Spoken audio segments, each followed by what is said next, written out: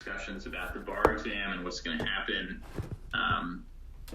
It's still a black box as far as I can tell. As far as the Kentucky bar exam, we're seeing a lot of states already make the decision to postpone or cancel their exams. Hopefully Kentucky doesn't follow suit, but you never know. Things are changing very rapidly.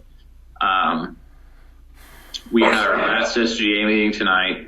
Kaylin gave the report on behalf of the Student Bar Association, and she began attending the Faculty Senate in today, so I'm no longer going to the faculty meeting. Thank you, everyone, for a good year. It was, despite the difficult circumstances at the end, it was a good year, and, it's certainly been a good part of my law school experience working with each of you.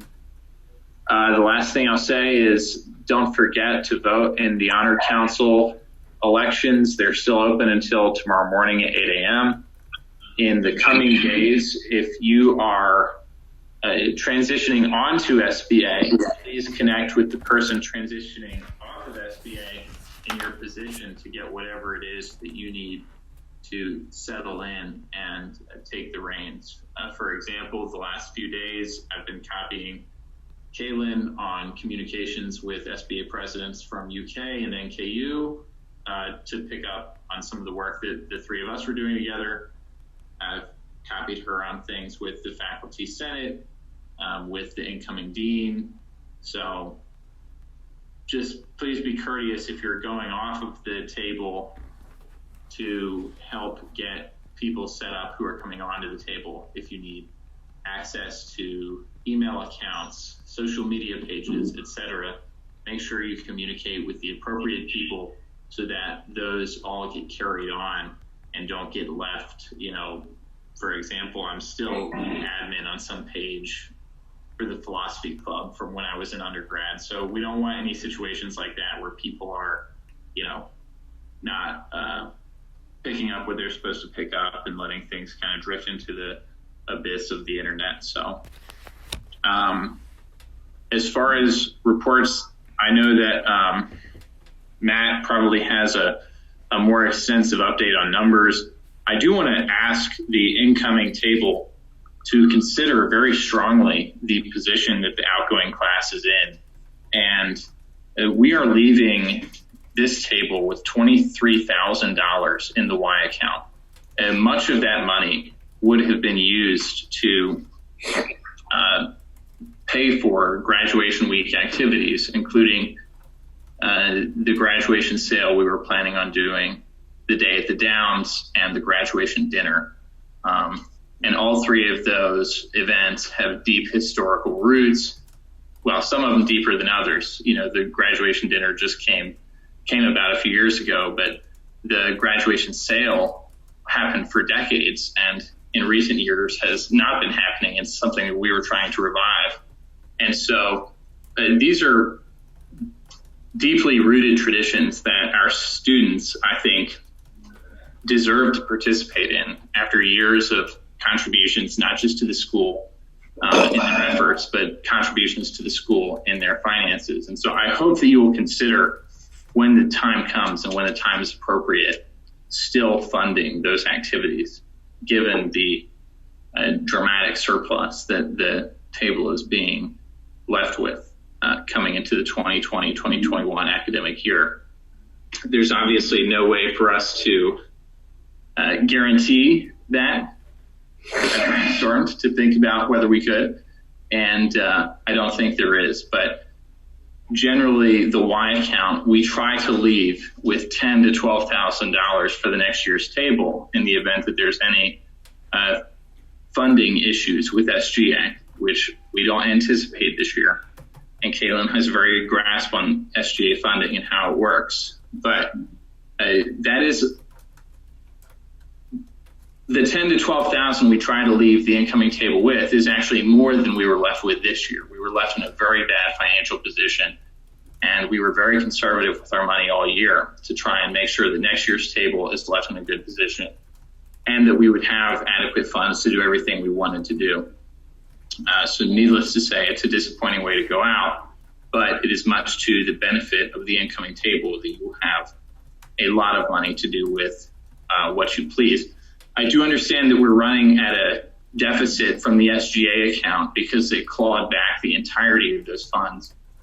Kaylin, that $7,500 was clawed back in its entirety from the spring award, and only about $4,400 was supposed to be clawed back. And so we've now got around a $3,000 deficit that I think you should fight with SGA to make sure you get that money back, because we shouldn't have a deficit. We were awarded that money, part of it was spent, and now it was taken back. I don't think we should be required to subsidize out of the Y account for that deficit, but that's obviously something I can work with you on the next couple of weeks, but I'm going to pass the baton on it. Okay. And then anybody else from the executive committee have any reports? I know Matt probably has an update on more specific numbers, but.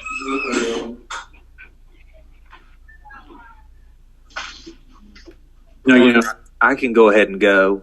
Okay, thanks, Matt. Sure. The exact numbers, Maddie, so that you will have them in the SGA account right now, we have negative $3,142.85.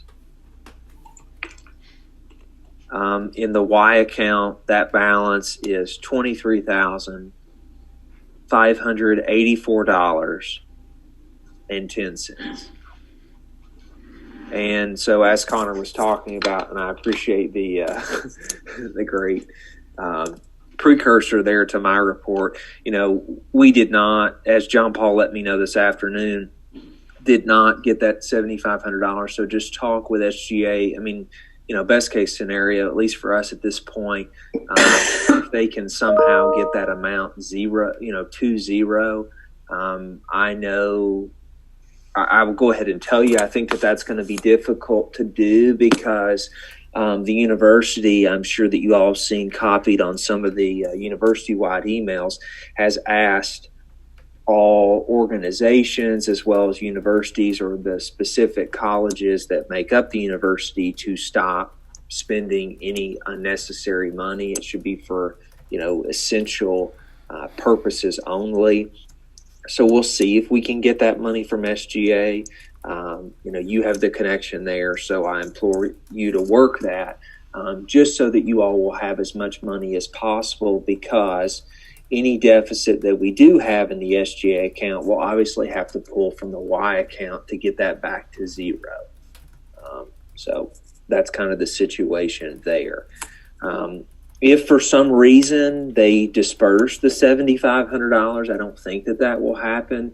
What I would advise you, Kaylin, and Michael as well to consider doing is, if you know of anything grad week for us or otherwise that you can already spend that money on, I would encourage you to do so by, I think, June 30th is the end of the fiscal year that the university runs. So if you can go ahead and spend any of that money, because we obviously have to get that down to a zero balance, then go ahead and do that. The last thing that I have, or at least from John Paul and Connor, and this might be a question for you, Drew, and maybe Kaylin. He asked what the status of graduation expenses were, and were we able to receive any refunds on deposits? Did we have any deposits outstanding in regard to grad week? No, we didn't, and we canceled all of our outstanding contracts, so we are totally covered up on that. Okay, I will let him know that tomorrow when I talk to him and let him know about our discussion. As for anything else in my report, I guess for the next table, Michael and I already have a meeting set up in the coming weeks to go over some of the things that I've learned to get him set up, hit the ground running well. Hopefully for next year's SBA, you all should have a budget that we're going to try and put together, and I think Michael's going to try and present that at the first or second meeting next fall. If you all have classes, or if he has to do it over Zoom, based on the reconciliation reports that John Paul has given me, so as to better guide you all, and so that way each officer can anticipate certain amounts to spend, because I know that was part of your platform. Does anybody have any questions about the financials or any of the numbers? I do have one question, and this is for you and Connor. Connor, in the last SGA meeting, I believe you asked Jasper, the outgoing president, specifically whether or not they would just zero us out or take the full amount. And it sounds like they just took the full amount that they gave us in the spring and overdrew our account rather than just zeroing out, because we told them that we had things pending. That's exactly what happened, and I've got the emails. I mean, Kaylin, you were in the meeting where I asked it, and I asked specifically, would the entire spring funding be withdrawn, or only the funding beyond what we had already spent? And he was very clear it would only be the $4,348 beyond what we had already spent. And I've got the email that says as much, so I was very surprised to hear we're riding in the negatives. And I'm very optimistic that we can get that money back because, I appreciate the situation the school's in, and all of us are hurting financially right now. So the university, I get that, but we could remind them that they just transferred $29 million to our endowment fund in the fall, most of which has lost its value in the stock market since. So I'm not really sympathetic to the position the university's in versus the nickels and dimes, comparatively, the nickels and dimes that students are given to work with. So I think we need that money back, and it's our right to have it. It's student fee money. Yeah, and I agree with Connor. And I think, I don't think you're going to get the full amount. But like I said, even if they can just net it out, because obviously we don't have any more expenses for the rest of the year, unfortunately. But so we might as well just at least get it to zero. That way you all have the full 23.5, almost 23.6 to start with. Come next year to do things like grad week, to do things like fundraisers, to do whatever you decide is important to take up, and that'll set you all up best. I was shocked to see that number when John Paul sent me that this afternoon. I was surprised I didn't get a phone call with him about it. Had to have a heart attack that we were in the negative. But so I just wanted to let you all know the situation. And give you all the 411 on that. Hey Connor, this is Michael Mann. Can you or Matt send either me or Kaylin that email regarding the deficit and regarding what you just said about them saying that they're going to zero us out? Yeah, I will copy you on it. I plan to have a discussion with Jasper, and I will copy you and Kaylin and let y'all take the baton. But I'll certainly include that below. Just saying, circling back on this, I've found out that we are now riding in the negatives because this procedure which we agreed on was not followed. Appreciate it. Yeah, and I'll copy the new president on it too. I'll copy Sabrina on it. She's a huge fan of mine, so it'll be that's a joke with Kaylin, but she probably hates me, but it's okay. So hopefully she likes Kaylin more than she likes me. She does. It's fine. Were there any other questions related to the financials? All right, Connor, that's all I have. Thank you all very much. It was great to work with everybody this year, and I hope everybody stays safe and healthy. Thanks, Matt, and good luck. For those who don't know, Matt will be serving as a judicial clerk next year for which judge are you clerking for, Matt? Judge Simpson here in Louisville. For Judge Simpson here in Louisville. So congratulations. It's a high honor. We're all very proud. Thank you. Anybody else on exec?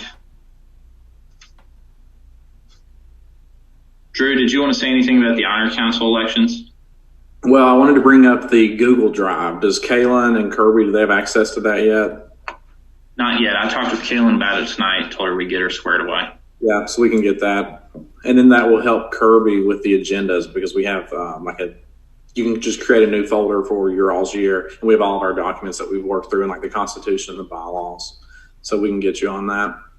And then as far as the email, which I don't know if Connor ever used that email. I never used that email, and I would check it occasionally, but I don't think anyone really sends emails to that account. I got like one email that I responded to on there one time, but other than that, I've never used it. Mackenzie, did you have a question? Yeah, I did. So all of the candidates prior to running were informed that there is no solicitation or campaigning, correct? Well, kind of. I'll let Drew talk more about this. They cannot formally campaign, which means 2 or more individuals. They can informally campaign to Like one person. Yeah. Okay, I just wanted to check. Thank you. Yeah. So, I mean, as far as the Honor Council, they could not, formally campaign, but they could informally campaign. So, but, of course, there will be a challenge, timeline for the Honor Council election. It'll be 24 hours once the results are posted tomorrow, just like with the SBA election. And hopefully we don't have any, but if we do, we have a procedure in place to, work to check that. Other than that, I don't have anything else. I mean, it's been great working with everyone. Good luck to everyone next year. And, of course, if anyone, especially Kirby, if you need anything, don't hesitate, to reach out. And the only thing that I'll add to what Connor was saying about keep in mind graduation week is, you can also remember, for the graduating 3Ls, we don't have any alumni merchandise. Usually that's something they get every year. And for the 3Ls, they don't have any of that. So that's an opportunity if you're even, able to spend money to purchase that, but of course that's money you could make back for SBA, if you could get shirts or things out. So that's something to consider. And that's all I have. Kaylin, did you have a question for Drew? Yeah. Drew, for Honor Council, when does the new Honor Council officially transition? And will this old Honor Council handle any challenges, or will SBA Election Committee, Executive Committee handle the challenge? So the Honor Council term, it goes by academic year. So this new Honor Council will take over in the fall. And if there's any Honor Council complaints as to these finals, will be the current Honor Council that hears them. Okay. As far as challenges to the Honor Council election, they can be made to, I think it's Imani or to me, since I'm the chair. And then the Honor Council will deal with the challenge. Okay. I was just wondering about the mechanics of that. Yeah. Yes, that'll be the Honor Council. Which is weird this year. Yeah. Okay. And then the new Honor Council will have to decide who's going to be the chair, and then that chair can get with Drew. Drew has a number of materials, files, and stuff from previous adjudications that get passed on from year to year, from one table to the next, from one Honor Council to the next. So, yeah, I know that several people on this call are either running or currently on Honor Council, so just wanted to put that out there. And also want to congratulate Drew, too, because he'll also be doing a judicial clerkship after graduation on the Kentucky Supreme Court. So congratulations and good luck with that next year. I know that you'll do great things making us some new law here in the Commonwealth. So, well, thank you. But, just to sort of what Connor was talking about, so the new Honor Council committee or, council, that we will meet over the summer for a training. And, that'll be, I assume Dean Farrell will take care of that. And I've already told her that I will come back, just kind of make sure that I can help. And that's why they won't start until, the fall. And then you will vote for a chair. Now, typically the chair is someone who was on Honor Council's second year. Now, for some reason we were to end up, because there's so many people running, where there's not a third year member who's on Honor Council, this past year, you'll just vote, and, ideally it'll be another third year who'll be the chair. But we can work that out, this summer. Well, any other reports from this year's table?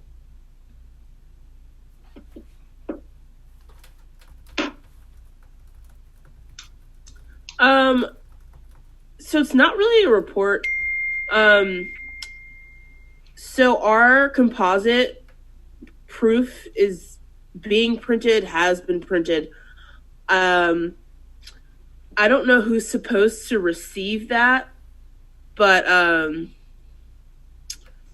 I guess, Dimitri, that might be on you. I might pass the composite login information to you to reach out to someone about deliveries, because it's supposed to be delivered to the school, but I don't know how deliveries are working because of COVID-19. But the composite is done. It's being printed and delivered somehow. So I really don't know what to do about that.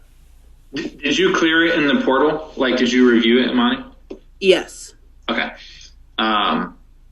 Now, there is a sign on the front of the double doors in front of, Allen Courtroom that has a phone number for deliveries to call. So if a delivery comes and the doors are locked, there's a number there that says deliveries call this number during normal hours.